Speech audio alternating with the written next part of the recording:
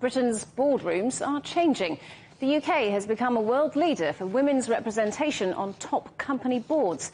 A new government survey reveals that women's share of executive seats at the UK's 350 biggest listed companies has passed 40% for the first time. Bringing talented women to top-tier positions is part of a drive to improve boardroom diversity and corporate culture, with women's board representation increasing by nearly 3% in 2022. The number of women in leadership positions at FTSE 350 companies also increased to 33.5%. But while women make up more than half of the UK workforce, they remain underrepresented in key executive roles, occupying less than a quarter of those positions. Well, Denise Wilson is Chief Executive of the FTSE Women Leaders Review. Good to have you with us, Denise. So this looks like progress for women in boardrooms, but is it really? Why do we even need a target in the first place? Well, if we go all the way back to where this big drive started, which is 2011, women represented just 9% of FTSE 350 board positions.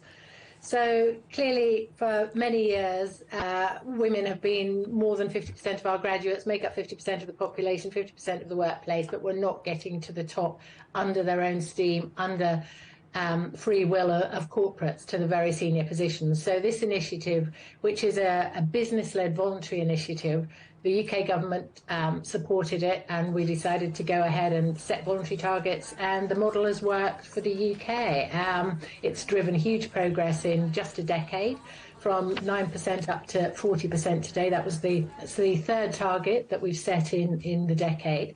And are delighted on behalf of British business and all stakeholders who've worked hard to achieve this, and of course the women who've put themselves forward, that we celebrate 40% women on FTSE boards just this week.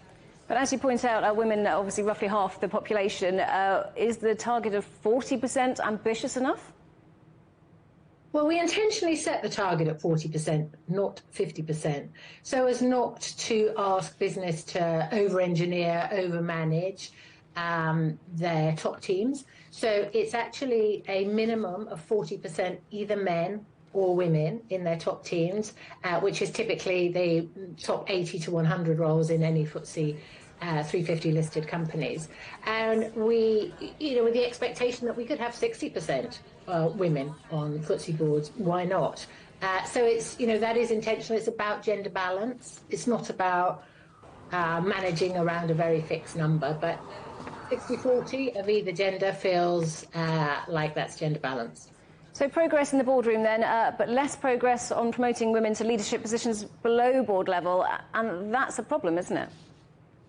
Well, it's not a problem, but yes, clearly we have made less progress there and there's more to do. The drive for women in leadership, which is the two layers below the board, the exec committee and direct reports, that started some 5 years later than the board. So that didn't really start until 2016 when the first target was set. So that's been going a little bit less time.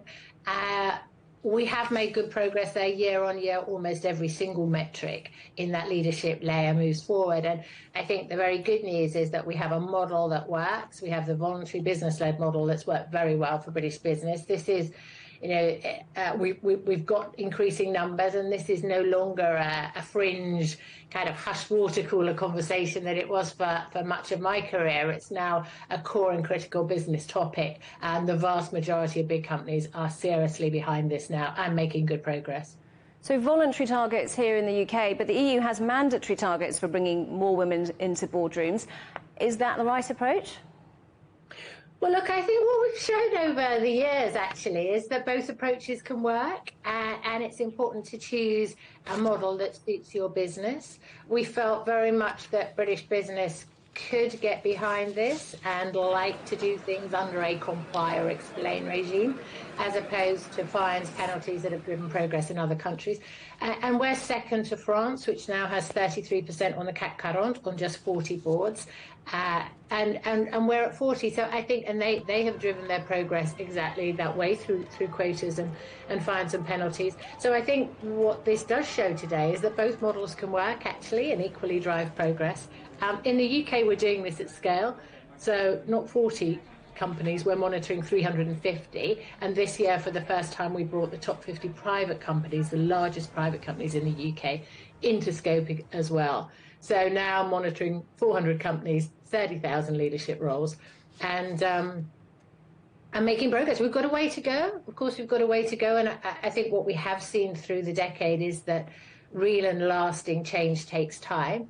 But, you know, what has been achieved in British boardrooms is really in the decade revolutionary. But there's much more to go for. And that's what we've learned. That's what we've seen, particularly, as you say, in the layers for women below the board, where the main focus needs to be now. We've got 3 years to go until the 2025 target for 40%.